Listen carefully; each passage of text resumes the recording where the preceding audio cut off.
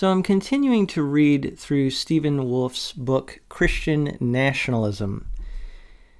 It's a long book, so it's taking me quite a while to get through it. I'm not a fast reader, but I am doing my best because I really want to understand exactly where he's coming from. I want to be fair in my assessment. But I've read quite a bit of this book, and my thought on it, if I could just give a general reaction to how I would portray this book. This is kind of a provocative way to say it, but I think it's helpful. I would say that this book is the CRT of the right, the critical race theory of the right. Why do I say that? Well, the book is based on academic conjecture that is used as an eisegetical grid that is placed upon Scripture. So now we interpret Scripture through this academic conjecture that Stephen Wolfe presents to us. And also he uses very inflammatory and imprecise language that causes greater and greater division. So when I think of those features, I think that's very much like CRT and what people complain about when it comes to critical race theory in relation to Christianity. So I think I'm justified in saying that Wolfe's book, the academic conjecture, the inflammatory language, the approach that he's taking, in a lot of ways parallels CRT and is therefore the CRT of the right. But most grievously of all, the worst thing is that from a Christian perspective, it's not actually helping us to think and act like Christians. And that is my main problem with this work.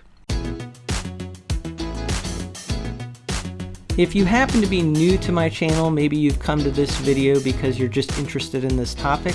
My name is Tim Frisch, and I give a Frisch Perspective. And I do analysis, reviews, and fun from a Christian nerd's point of view. If that kind of thing interests you, then subscribe to this channel. Also hit the like button on this video. That does help my channel out a lot. But let's get into this topic.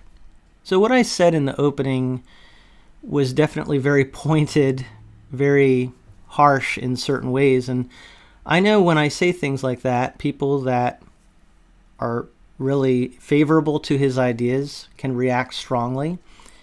But I mean what I say. I actually have, I think, good foundations for what I'm saying.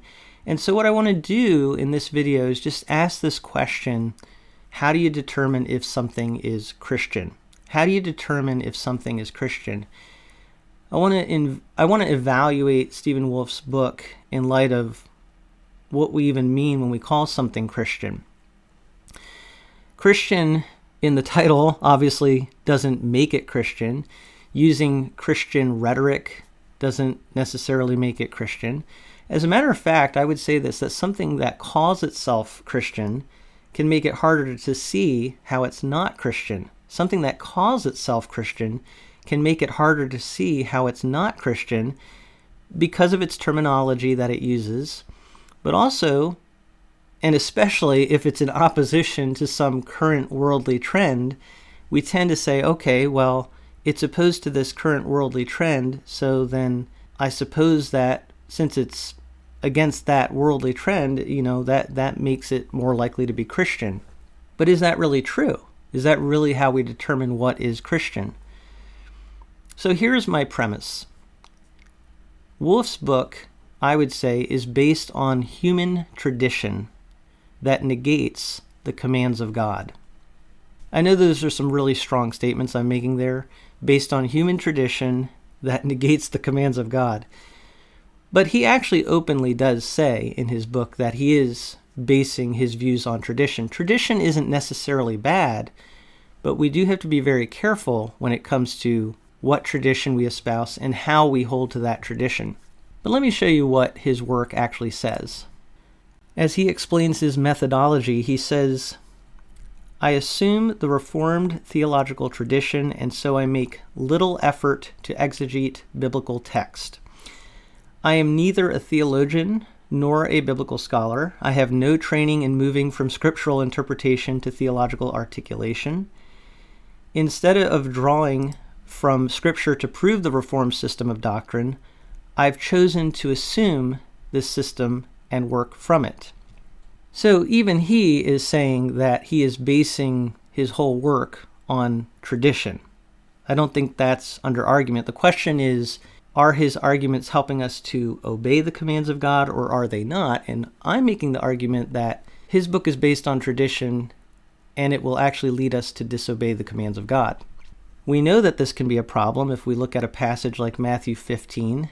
It says the Pharisees and scribes came to Jesus from Jerusalem and said, "Why do your disciples break the tradition of the elders?"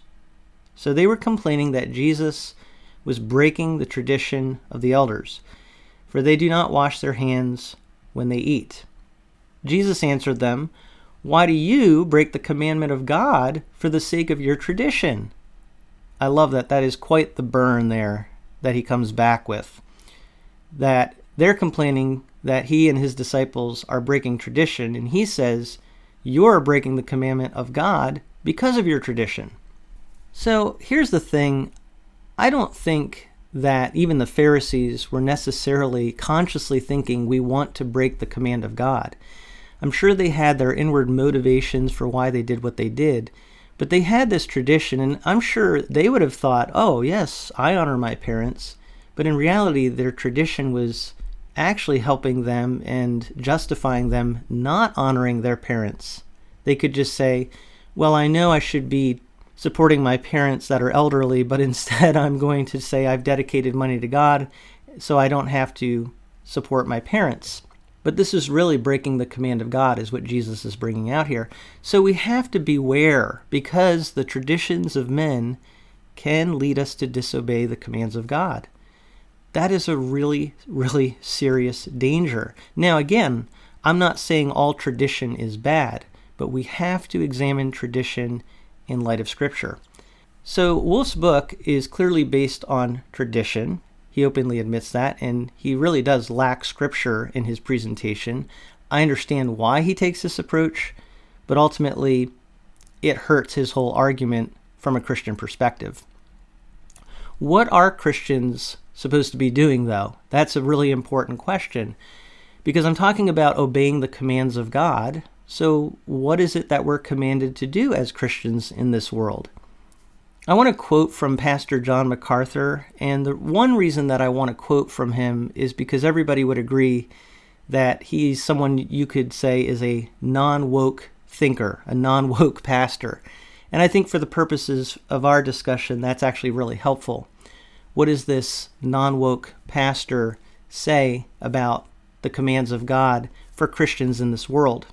So I'm reading from an article that I will link in the description below if you'd like to read the entire article. He is talking about Christians and politics.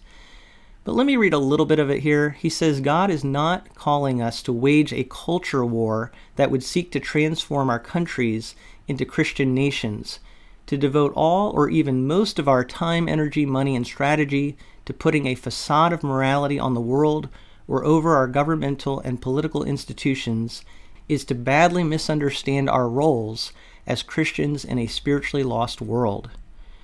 And then a little further down he says, when the church takes a stance that emphasizes political activism and social moralizing, it always diverts energy and resources away from evangelization. Such an antagonistic position toward the established secular culture invariably leads believers to feel hostile not only to unsaved government leaders with whom they disagree, but also antagonistic toward the unsaved residents of that culture, neighbors and fellow citizens they ought to love, pray for, and share the gospel with. To me, it is unthinkable that we become enemies of the very people we seek to win to Christ, our potential brothers and sisters in the Lord. So what Pastor John MacArthur is bringing out there is that our responsibility, our command from God as Christians, is to love God and love others and to evangelize others, to share the gospel with others. So here's a really good thought experiment that I think will help as you think about what I'm saying with this book, Christian Nationalism, in relation to the commands of God, the commands of Jesus Christ. Imagine what it would be like to be a first century Jew in Israel. And imagine the bitterness and the way that you would feel if you were a first century Jew in relation to the empire and the way that your people as a nation are being treated. And my question is, if you were in that situation, it would be very easy, I would say, to feel resentful and bitter toward all those outside people. Now, if Wolfe's premises are right, then we ought to expect that Jesus would say your natural inclinations are right, and the way that you feel about these outsiders is correct, and that's how you should live your life. Instead, Jesus actually directs people against their natural inclinations to be hateful and resentful and bitter, and he tells them to be loving and kind and seeking the good of others who are outsiders. Why? For the sake of the gospel, for the sake of Christ's kingdom. That's very different than what Wolfe is directing us toward. So this is a really important question. Are we obeying the command of God? And a good follow-up question to that, to really examine how well we're obeying the command of God, is just to do a little introspection of our heart. What is your attitude towards the lost? What is your attitude towards the lost? That's why I love that quote from Pastor John MacArthur. He says, we don't want to become antagonistic and become enemies of the very people that we're trying to reach. We need to love them because they're not ultimately our enemies. Our enemy are the spiritual forces at work, Satan and the evil forces of Satan. Those are really our spiritual enemies, and people are being held captive by them. So really, it's not people who are our enemies. They are the ones that, through Christ, we're seeking to rescue. So what is your attitude toward the lost?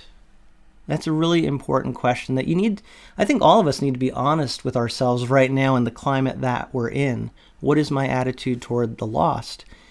And kind of another question, especially related to Wolfe's premises, is do you believe that we ever need to physically fight people because they're not Christian? Do you believe we ever need to physically fight people because they're not Christian? Because that's really, at the end of the day, what this book is pushing toward. So we have to ask ourselves these important questions because it will help us to determine if we're really obeying the commands of God that Christ has given us. So a couple of things that I want to say here just by way of application in light of what I'm saying about this book, but I think it applies to a lot of things that we're trying to take in right now in the cultural situation that we're in here in the United States.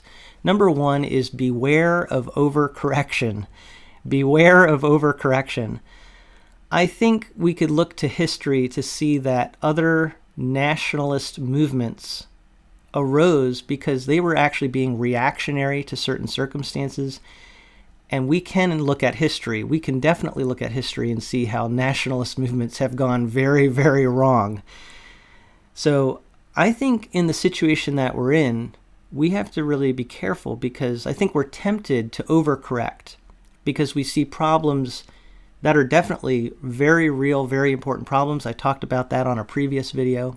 But we have to be very wise and also very biblical in how we react to what's going on around us. So that leads me to the second application, and that is to make sure that you fill your head with Scripture rather than punditry.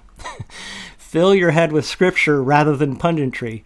I know it's entertaining and even very alluring for us to listen to pundits all the time and read lots of books that get us stirred up about different things. But what I would say is, as Christians, first and foremost, we should read Scripture. So read through the New Testament. That's really important. I would say make sure you're reading through the New Testament and really taking in everything that you read in Scripture. Do that first and foremost before you get into reading all these other things. So we can listen to pundits, we can read books, but fundamentally, we need to be focused on Scripture and reading Scripture and meditating on it. So let me say one more thing, though, just to kind of wrap this all up, some of my thoughts on all of this, is even those who don't fully possess Wolfe's perspective can still reflect some of the same attitudes that he is promoting in this book. And I think that's another reason we need to be very careful and thoughtful about all of these issues, because I know some people are going to say, okay, I hear what you're saying, Tim. His form of Christian nationalism, I can see why you're saying it's not Christian, but I don't really hold to his form of Christian nationalism. But what I am asking you to think about is, what kind of attitudes are you reflecting right now? And are they really of Christ? So again, the way to really deal with all of this, I think in the most helpful way, is to make sure that we are reading the Bible. I encourage you, read through the New Testament, and as you're reading, just pray and apply it to your life as God leads you. And I think it will make just a tremendous difference. Not only encourage you, but it will also help you to be obedient to the commands of God, which, as Christians, is really what we should be doing. So now that I've said all that, I can't wait to see how many people agree with me in the comments section. I really do actually like hearing your thoughts, and I enjoy hearing a variety of perspectives. And I know actually a lot of people have agreed with what I've said so far on these issues, but please feel free to leave your comments in the comment section below. Great to hear good discussion, thoughtful interaction. Just make sure that you keep those comments helpful and directed at constructive conversation. But thank you so much for taking some time to listen to some of my thoughts on this from A Frisch Perspective.